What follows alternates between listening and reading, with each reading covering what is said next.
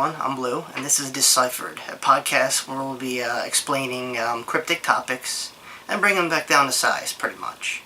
We'll cover a range of different subjects, including history, life, entertainment, politics, well, everything in general. You know, some stuff that people, won't get just by watching TV. We'll try and bring it back down to size so everyone can understand it. It's going to include me and my fellow compatriots. I'm going to be flying solo on this one, but as we progress, you'll notice I'm going to fill up the space. And I'm going to say it's at both vidcast and podcast, because I won't be filming most of these. Some of these will just be audio as opposed to visual, but I'll try and make it entertaining as best as I can. I'm not, that good as a entertainer, so just bear with me here. Alright, so this particular one. I guess you would call it episode 1 of this whole, it's a rebranding of another podcast I had, which was pretty much like a one-way historic event kind of thing. But, the world's too big just to keep one subject, so this is, a rebranding. And I call it Deciphered because, why not? That's what we're doing here. We're deciphering cryptic topics. Alright, well, with that said, I'm going to continue on with this. Today's topic, it's going to be a historic military figure from Rome. I love history. Love history, so I figure, why not do something I'm good at for the first try. In case you wonder if I keep glazing down here, like I said, I'm not that much of a good entertainer, so just bear with me. I just wrote a bunch of, different facts about this particular character. I'm titling it, Are You Entertained? And I'll tell you why a little later. Alright, so let's start with the guy's name. I told you he's a Roman politician and military commander. Tiberius Claudius Pompeianus. Try and say that 5 times fast. Right, so he fought many successful campaigns, and he was under the leadership of Rome's outstanding emperor/general at the time, Marcus Aurelius.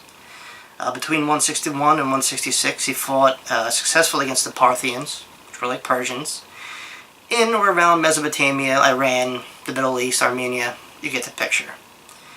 And in around 164-168, he fought a war called the Marcomanni War. These were Germanic tri-people, barbarians to the Romans.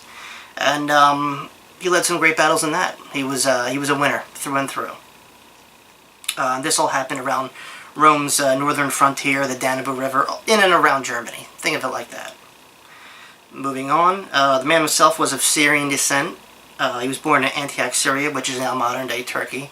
And I just want to get this across, just in case you guys didn't know this, but just because you were in and around Rome doesn't mean you had to be Italian to be a Roman soldier, politician, leader, whatever.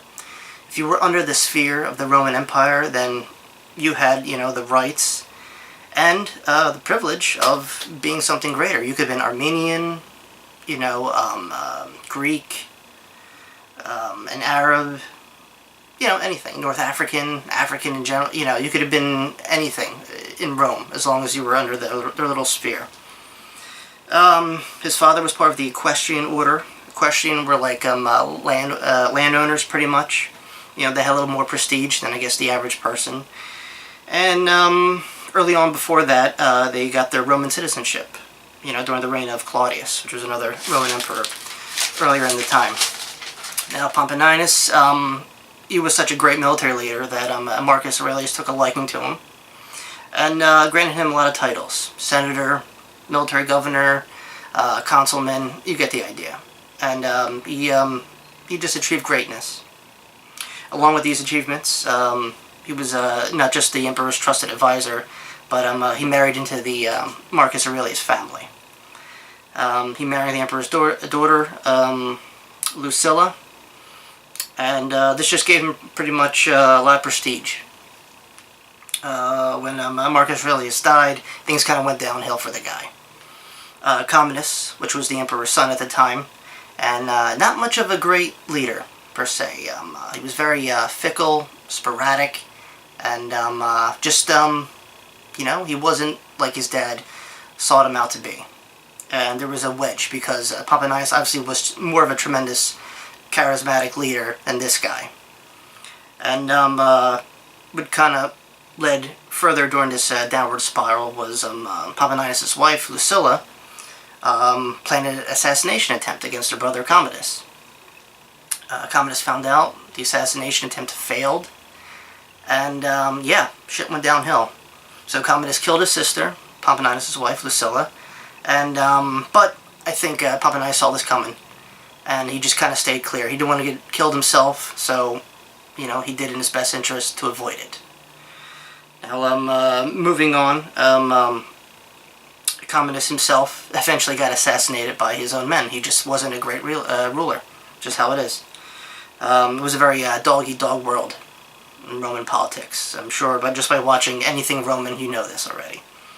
Pompeianus actually was asked several times to become emperor, and he turned it down. When Commodus died, there wasn't really a successful backup emperor or whatever, so whoever wanted the title could, I guess, pay for it at the time, and this led to like a power vacuum. No one was in charge of Rome, and whoever had enough money could be in charge of Rome. Not saying they were the best part of it, it's just how it turned out, and it was just a failure. So after asked being like several times, hey Pompeianus, you want to become a leader? You want to become the next emperor? No. And he said this because of his old age. He was going blind, and he just didn't feel fit. Now, as time went on, the leadership was still shaky. This eventually led to like a civil war against other people competing for Rome's throne. He died in around 193, Pompeianus. And, but before he died, he saw the rise of the next Roman emperor who kind of won this civil war, Septimus Severus. He was a North African Roman soldier who kind of just moved himself up the ranks and won the day pretty much. Pompeianus, before he passed, obviously, he saw the rise of this other Roman emperor, and I guess even though in his old age, Septimus Severus kind of thought Pompeianus was, he was weary. He thought maybe Pompeianus might have some ambition left in him, so he's kind of kept an eye on him, and his kids for that matter. Moving on, Pompeianus and his family and his descendants actually held offices after his death in the Roman Senate. Some were taken out, some survived and, went on to become consuls and whatnot. And, yeah, there you have it. Tiberius Claudius Pompeianus.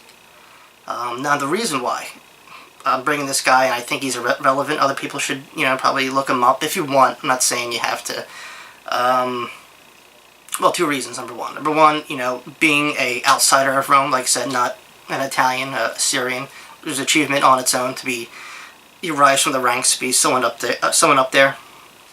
Now, the reason why I named this Are You Entertained is a spin-off of the Gladiator movie quote, Are you not entertained?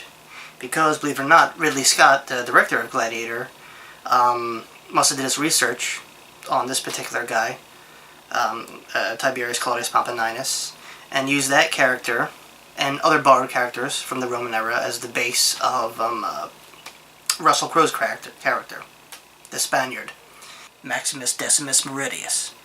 Go Russell Crowe. I like when people, do their research and do their best to either borrow elements or create the character over again and incorporate it into a historic movie for entertainment or, just for the viewer's pleasure, whatever. And there you have it. This is my first podcast, vidcast, and I hope you guys like it. I hope you guys learned something, and there'll be many more to follow. Before I go, I'm going to show you a collection of busts and a marble relief of what Tiberius Claudius Pompeianus looked like. So you get an idea of how Roman soldiers were depicted and sculpted at that time. Remember, there were men of many backgrounds, and this is just one of them. Keep watching. Bye.